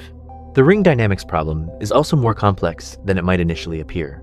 In a simple case, a ring of particles orbiting a planet would spread out over time due to collisions between particles, eventually forming a smooth disk rather than a set of narrow, distinct rings. The fact that Uranus's rings remain narrow, some of them only a few kilometers wide, implies that something is actively confining the particles. The shepherd moon mechanism, in which a small moon just inside and just outside a ring provides gravitational kicks that push stray particles back into the ring, has been confirmed at a few specific rings around Uranus and Saturn. But for most of Uranus's rings, no shepherd moons have been identified. One possibility is that shepherd moons exist, but are too small to have been detected with current instruments. A Uranus orbiter with close-range imaging capability could search for such moons systematically. Another possibility is that the ring particles have properties, compositions, sizes, shapes that make them less prone to spreading than simple models assume. A third possibility is that the rings are young enough that they have not yet had time to spread significantly. If the rings are only 600 million years old, they may still be in an early state of evolution. Distinguishing among these possibilities requires precisely the kind of close-range, multi-instrument investigation that only an orbiter can provide. The question of ring composition also connects to a broader question about the chemical environment in the outer Uranian system. The dark material coating the rings might be the same kind of material that coats the surfaces of many outer solar system. Small bodies dark, organic-rich matter produced by prolonged irradiation of simpler compounds, by cosmic rays and energetic particles. This material, sometimes called tholin, is found on the surfaces of Pluto, Triton, and various Kuiper Belt objects. If the Uranian rings contain it, that would link the chemistry of the rings to the broader chemistry of the outer solar system. If the ring material is instead chemically distinct, for example, if it is primarily charcoal-like carbon, produced by a specific process in the Uranian magnetosphere, that would be a different and separately interesting finding. Miranda's geology is another topic that a future mission could address in detail. The Voyager 2 images showed a surface divided into distinct regions, old, heavily cratered plains suggestive of an ancient stable surface, and younger terrain with parallel ridges and valleys, scarps, and other signs of deformation and resurfacing. The Verona Rupes Cliff, estimated to be up to 20 kilometers high, is one of the most dramatic geological features known in the solar system. On a body with Miranda's low surface gravity, roughly 1% of Earth's falling off that cliff would mean a free fall lasting roughly 10 minutes before hitting the ground. The origin of Miranda's complex terrain has been debated since the Voyager images were returned. One early hypothesis suggested Miranda had been catastrophically disrupted by a large impact and then reassembled from the fragments, with different pieces reaccreting in a disordered arrangement that created the observed patchwork surface. This hypothesis has largely fallen out of favor because reassembled bodies tend to be less differentiated than Miranda appears to be, and because the mechanics of catastrophic disruption at that scale are difficult to model in a way that produces the specific features observed. The currently preferred explanation involves a combination of tidal heating at various points in Miranda's orbital history, and internal differentiation, the process by which denser materials sink toward the center of a body under the influence of gravity. If Miranda's interior partially melted due to tidal heating, denser rocky material would have sunk toward the core, while lighter, icy material rose, a process that could have driven surface deformation and created the complex terrain visible today. The specific appearance of Miranda's young terrain, with its parallel ridges called coronae, is consistent with extensional tectonics, the stretching and thinning of the outer crust, driven by convection in the interior, as might occur during a period of tidal heating. Testing these hypotheses requires data that Voyager 2 did not collect. A Uranus orbiter would be able to fly close to Miranda, image its northern hemisphere, which Voyager could not see, measure its shape and gravity field to constrain its internal structure, and observe its surface in wavelengths that probe surface chemistry. These measurements would allow modelers to determine whether Miranda's interior is differentiated, whether signs of a past ocean are preserved, and whether any geological activity could be occurring at the present. Even setting aside the specific scientific questions, there is a broader epistemological point worth making about why ice giant exploration matters at this particular moment in the history of planetary science. The past 3 decades have seen dramatic advances in our ability to detect and characterize planets around other stars. The picture that has emerged that Earth-like and Neptune-like planets are abundant, while Jupiter-like gas giants are relatively rare, has overturned the planetary science models that were developed before exoplanet surveys began. Those older models, calibrated only against the 8 planets in our own solar system, did not predict the observed distribution of exoplanet sizes and orbital properties. New models have been developed, but they too are calibrated primarily against the available data, which consists mostly of the rough size and orbital period of exoplanets, without detailed compositional or structural information. The observatories that will characterize exoplanet atmospheres in detail instruments, like the James Webb Space Telescope and future successors, are already revealing the atmospheric compositions of some transiting exoplanets. As this capability grows, the ability to interpret what atmospheric measurements mean in terms of formation history, interior structure, and evolutionary pathway will become increasingly important. Solar system planets, where we can make direct, in situ measurements, serve as calibration points for the interpretive frameworks applied to exoplanets. Currently, Jupiter and Saturn are the best characterized gas giants, and their properties form the empirical foundation of models applied to gas giant exoplanets. Earth is the best characterized rocky planet. Mars, Venus, and Mercury add additional data points in the rocky planet category. But for ice giant class planets, which are the most common type of planet in the galaxy, the only examples available as detailed calibration points are Uranus and Neptune, and both are poorly characterized compared to the inner solar system planets. A Uranus mission would substantially improve the empirical foundation of ice giant science, with direct benefits for the interpretation of exoplanet data. This is a scientific investment, whose returns extend well beyond knowledge of a single planet. The history of science provides many examples of investigations that appeared to be narrowly focused on a specific object or phenomenon, but turned out to have broad implications for understanding entirely different things. The detailed study of the sun's energy output in the early 20th century eventually led to the discovery of nuclear fusion, a process with implications for cosmology, astrophysics, and energy technology. The investigation of the chemical composition of meteorites provided key evidence about the age of the solar system and the processes that operated during its formation. The study of Jupiter's magnetosphere by the Voyager missions provided foundational understanding of how magnetospheres work that has been applied to planets, moons, and astrophysical objects across the solar system and beyond. Uranus presents a similar opportunity. The combination of its unusual properties, the extreme tilt, the unusual magnetic field, the cold interior, the possible compositional ambiguity between ice giant and rock giant, makes it a scientifically exceptional object whose detailed study would advance understanding in multiple directions simultaneously. The interior structure question advances planetary formation theory. The magnetic field question advances understanding of how planetary magnetic fields are generated in conducting fluids. The impact reconstruction question advances understanding of the large body collision processes that shaped the early solar system. The moon habitability question advances astrobiology. The atmospheric chemistry question advances both planetary science and the interpretation of exoplanet atmospheres. This breadth of scientific relevance is reflected in the fact that the decadal survey's recommendation of the Uranus mission was not a narrow prioritization driven by a single compelling question, but rather a recognition that Uranus is a uniquely rich scientific target with implications across many subdisciplines of planetary science and astronomy. The practical timeline that emerges from all of this points to a compressed but achievable schedule. The launch window in 2031 and 2032 is approximately 5 to 6 years away. The preparation required mission design, instrument development, systems integration, testing, typically takes roughly a decade for a large flagship mission. This means that any Uranus mission aiming for the upcoming launch window must already be in advanced stages of development, which in practice means funding decisions and design commitments need to be made in the next few years. Whether those decisions will be made in time is a question of scientific priority and institutional commitment, not of scientific capability.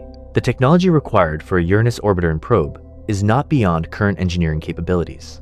The instruments needed magnetometers, spectrometers, cameras, gravimeters, mass spectrometers for the probe are all types that have been developed and flown on previous missions.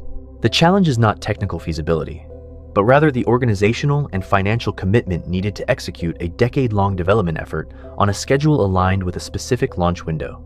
The scientific community, through the decadal survey process, has made its recommendation clearly. The trajectory for the next chapter of Uranus exploration is charted. What remains is the practical work of building the mission and getting it off the ground before the optimal window closes. Meanwhile, the telescopes keep watching, the occultations keep happening, the archival data keeps yielding new results, the models keep being refined. Each new piece of information adds to the portrait of a planet that has been underestimated for 2.5 centuries, and that continues, year after year, to reveal new layers of complexity. The 7th planet from the Sun is rolling along on its side, as it has for billions of years. Its rings are dark, its interior is uncertain, its magnetic field is strange, its moons are tantalizing, and its atmosphere is more dynamic than it first appeared. The next time a spacecraft draws close enough to look in detail, much of what now seems uncertain will be resolved, and new questions will almost certainly take their place.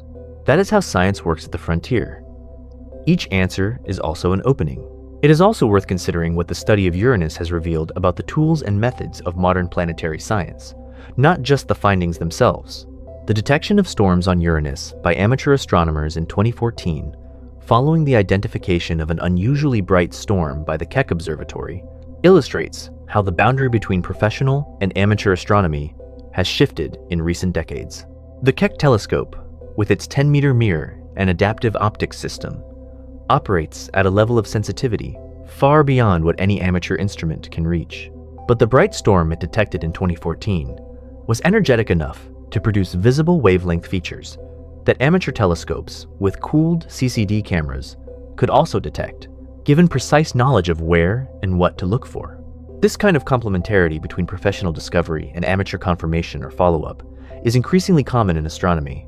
The rapid pace at which photons can be collected by large arrays of amateur instruments, spread across the globe and operating simultaneously on different nights and at different times of day, provides coverage that no single professional telescope can match. Networks of amateur astronomers contributed significantly to the monitoring of Uranus during the storm season of 2014, providing a cadence of observations that would have been prohibitively expensive to obtain through professional observatories alone.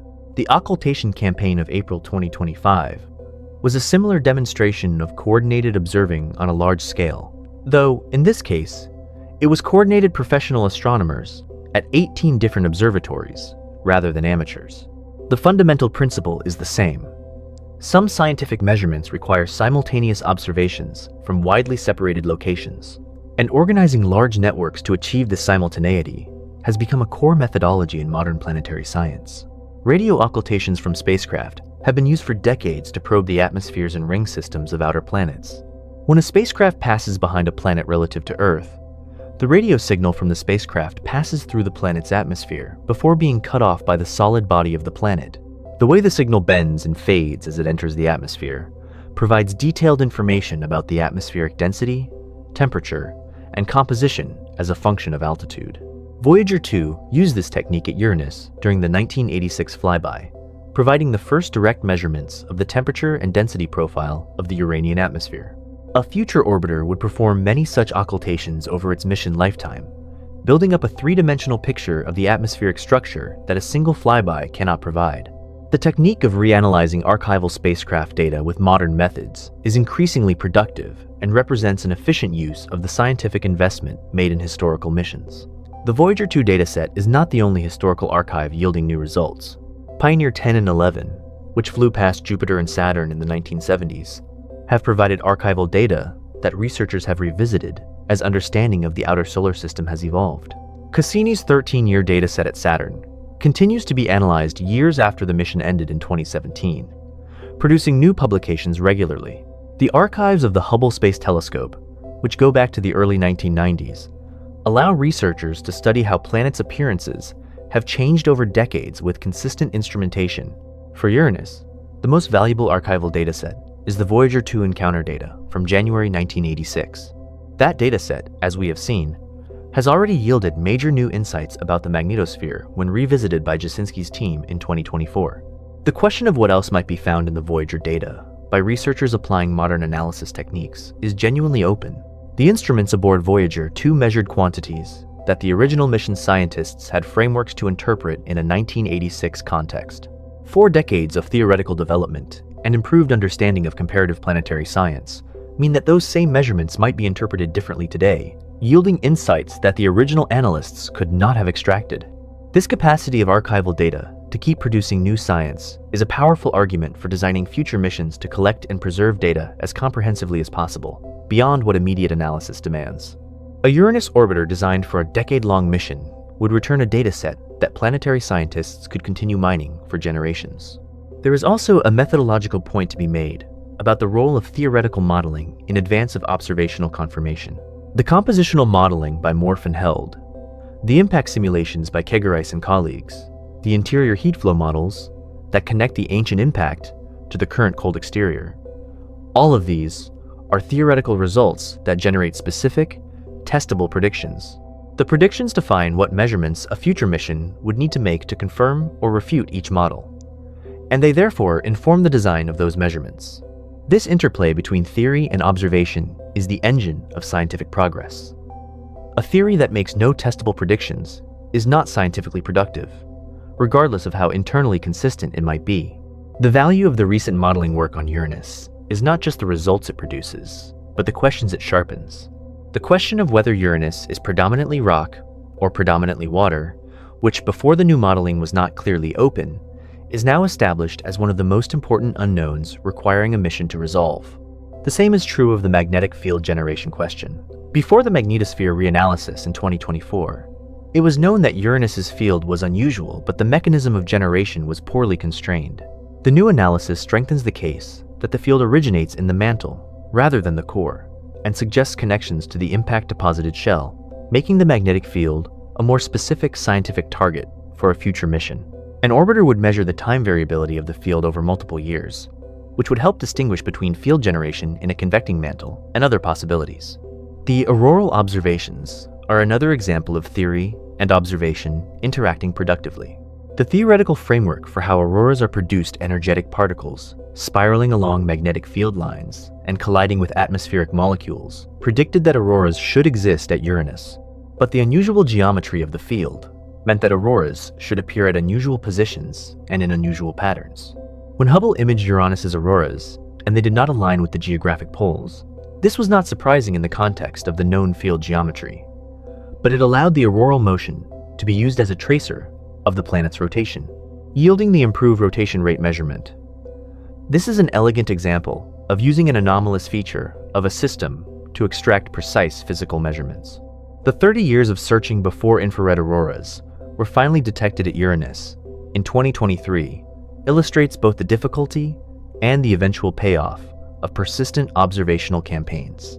Infrared auroras from the hydrogen ion H3+, a molecule formed when energetic particles ionize molecular hydrogen in the upper atmosphere, had been detected at Jupiter and Saturn. Theory predicted they should exist at Uranus too, but the planet's greater distance and the expected faintness of the emission relative to Jupiter and Saturn made detection challenging. The confirmation using Keck 2 in 2023 required improved observing strategies and detector technology that was not available when the search began. This 3-decade example illustrates that some scientific questions require sustained patient effort before they can be answered. Not because the answer does not exist, but because extracting it requires technological capability that must be developed incrementally.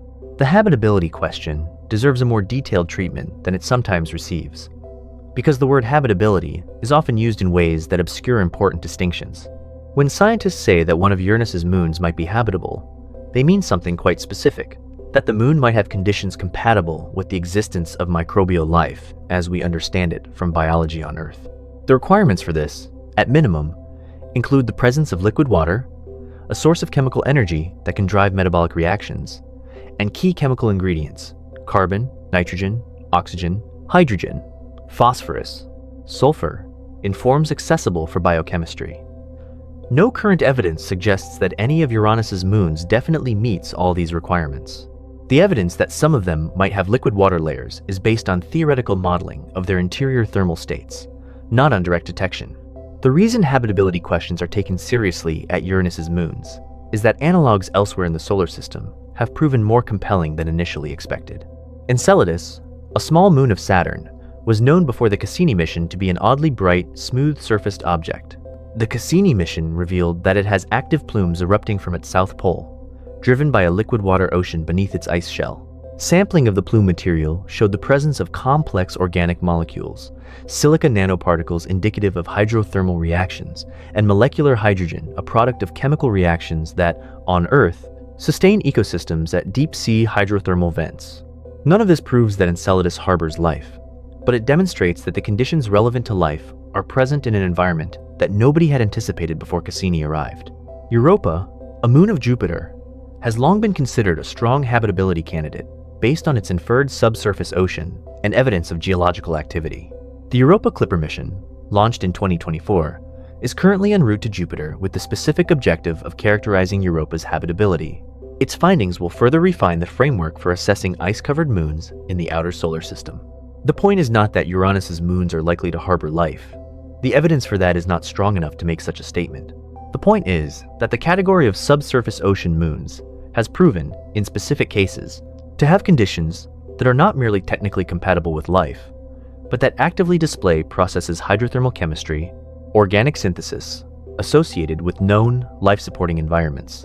The possibility that Uranus's moons could join this category is worth taking seriously, which means it is worth investigating with appropriate instruments. A Uranus mission could address the habitability question at the major moons by measuring their surface compositions, particularly looking for signatures of complex organics, salts that might indicate an underlying ocean, or radiation products that reveal the chemistry of surface materials. It could measure the gravity fields of individual moons to constrain their internal density distributions, revealing whether they are differentiated into distinct layers.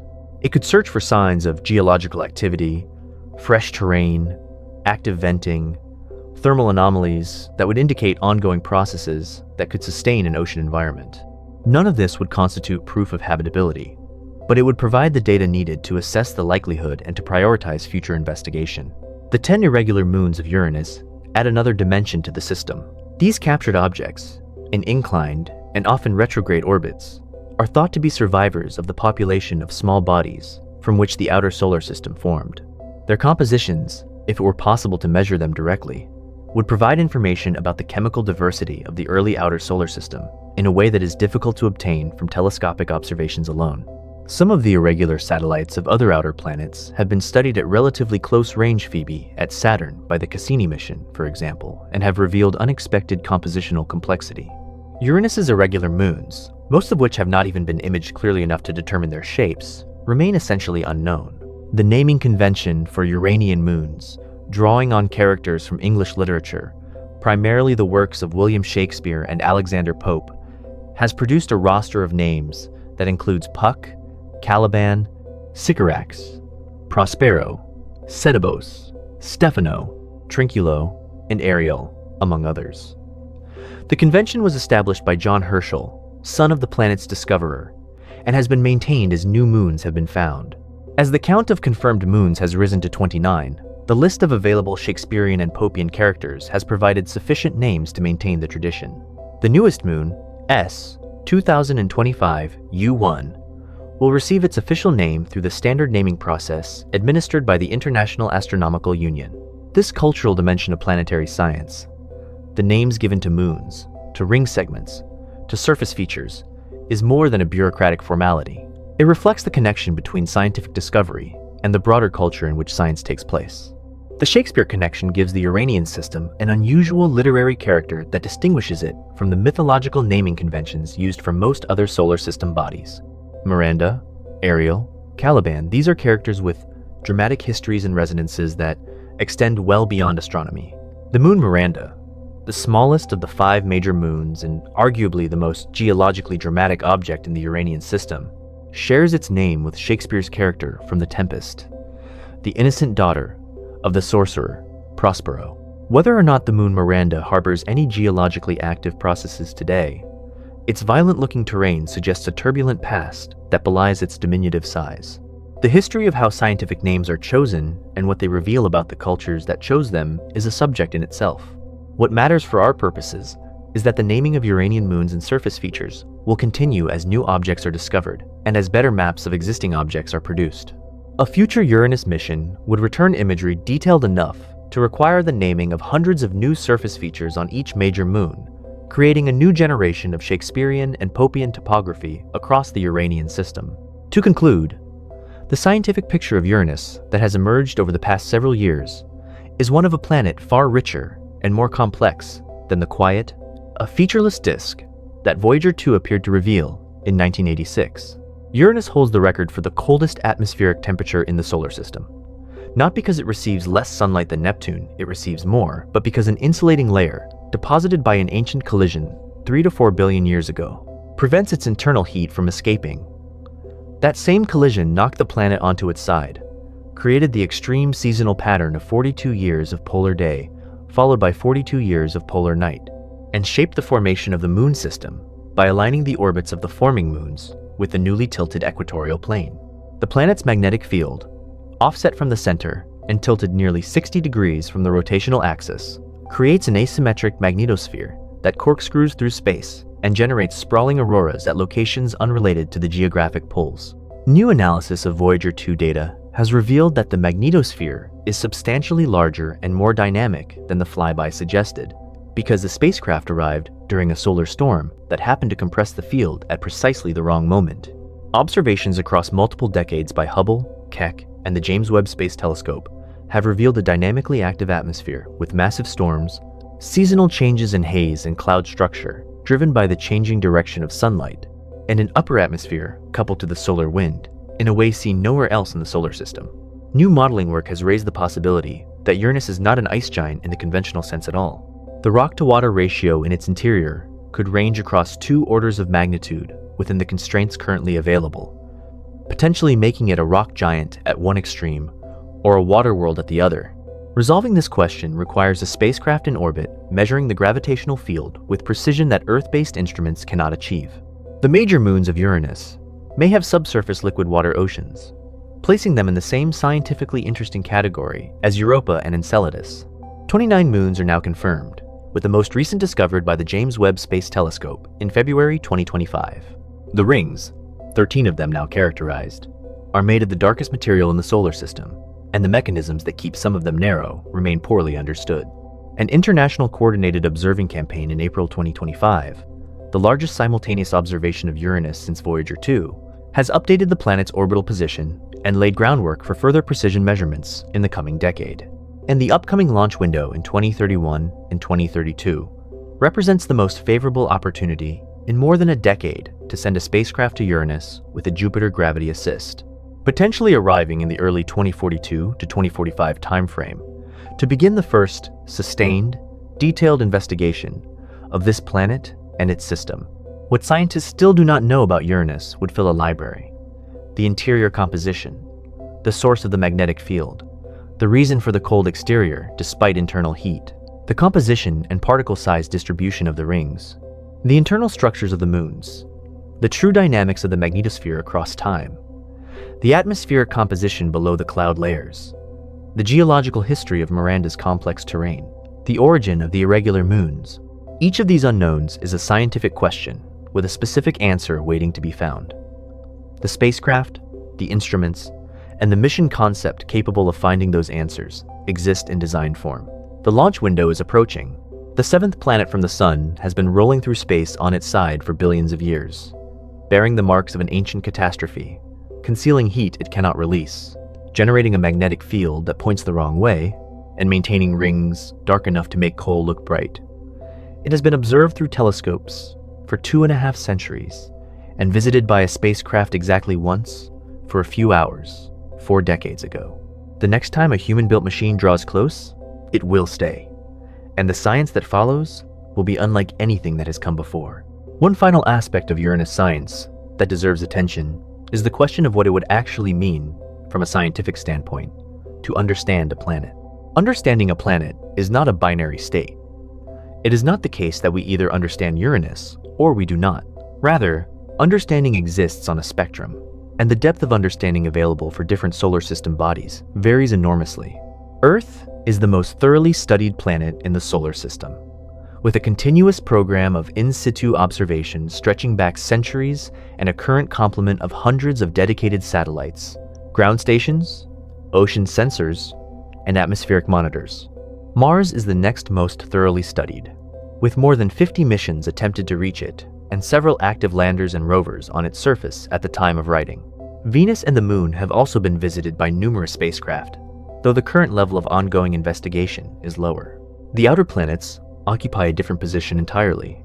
Jupiter has been studied by the Pioneer, Voyager, and Galileo missions, and is currently being examined in detail by the Juno spacecraft, which has been in polar orbit since 2016, and has revealed extraordinary detail about Jupiter's atmospheric structure, gravity field, and magnetic field.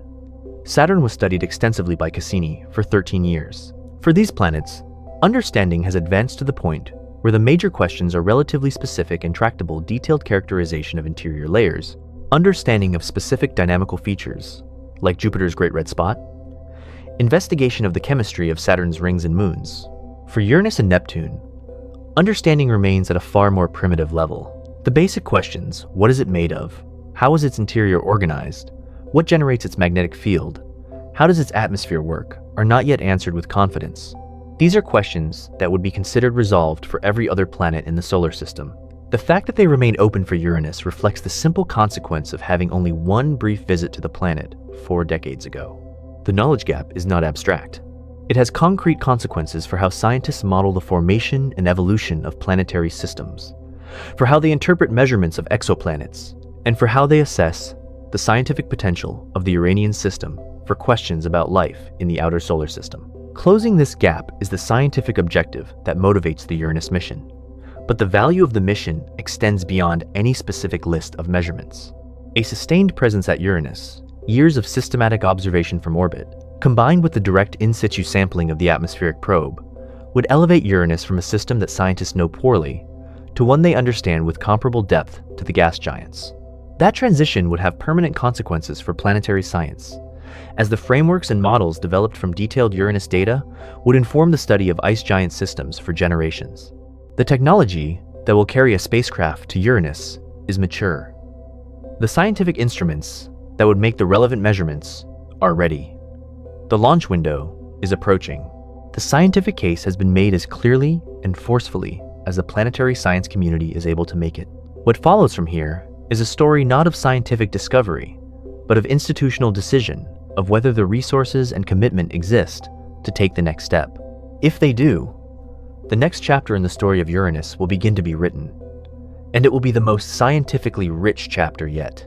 The scientific program leading up to a potential Uranus mission involves not just observations of Uranus itself, but also careful study of its siblings Neptune, and by extension the broader population of ice giant exoplanets. Neptune and Uranus share a general class membership, but differ in important ways that remain to be fully explained. Neptune is slightly smaller than Uranus in radius 4.97 Earth radii, compared to Uranus's 5.1 Earth radii, but has slightly more mass. Its density is correspondingly higher, which may indicate that its interior is more dominated by heavier materials. Most strikingly, Neptune emits more than twice as much energy as heat as it receives from the Sun, in contrast to Uranus's paltry 15% excess.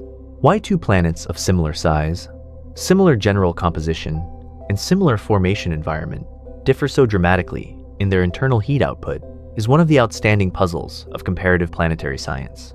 One hypothesis is that the ancient impact that tipped Uranus onto its side also deposited the insulating layer that traps its heat, and that Neptune avoided a comparable event. If Neptune formed and evolved without a catastrophic large impact of that kind, its interior would have no equivalent insulating shell, allowing heat to escape freely and producing the higher heat flux observed. This explanation is consistent with Neptune's more upright axial tilt of 28 degrees, which does not require an impact of the magnitude needed to tip Uranus. But it is a hypothesis, not a confirmed explanation.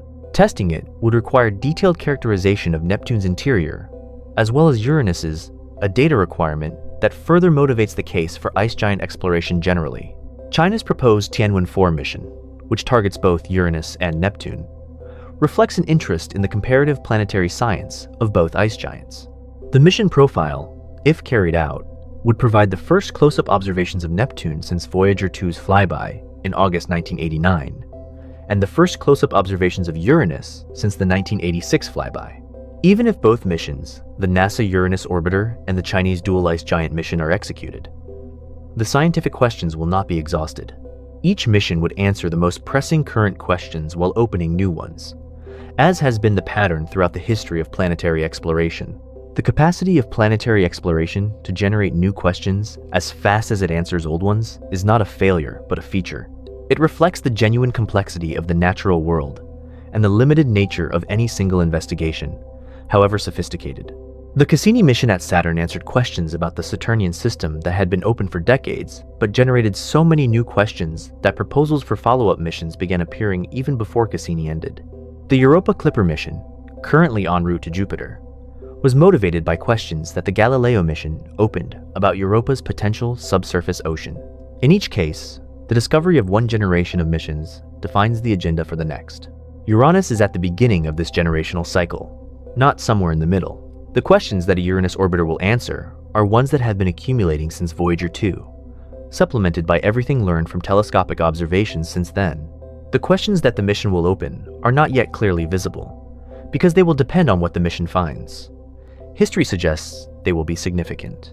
The scientific enterprise that has produced the current state of Uranus knowledge, the teams of researchers at institutions around the world who have analyzed Voyager data, modeled interior structures, organized occultation campaigns, developed new theoretical frameworks, detected new moons, and mapped the evolution of the atmosphere across decades, represents an investment of human intellectual effort whose value lies partly in what has been learned and partly in the preparation it provides for what is to come.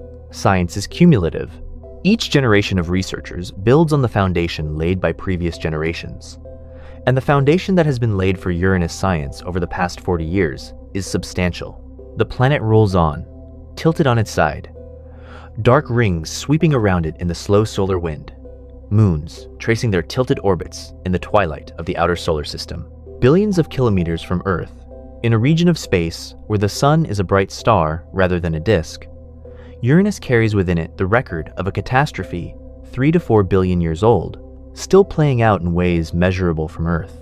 Whether it is a rock giant or a water world, whether its moons hide oceans beneath their ice, whether its magnetic field is indeed generated in the mantle by the chaotic remnants of that ancient impact, these questions have specific answers. Finding them is the work of the next generation of exploration. The seventh planet is patient. It has been waiting 4 decades for a follow-up visit. It will wait a few more years. And when the instruments finally arrive and begin their systematic study of this strange, cold, sideways world, the investment of scientific preparation made in the years before will determine how much can be learned from every observation. The work being done now, the modeling, the telescope campaigns, the archival analysis, the mission design is not waiting for the mission. It is the mission in its earliest and most essential form. The mission to understand Uranus began when William Herschel first traced a small, faint disk across the sky in 1781 and wondered what he had found. It continues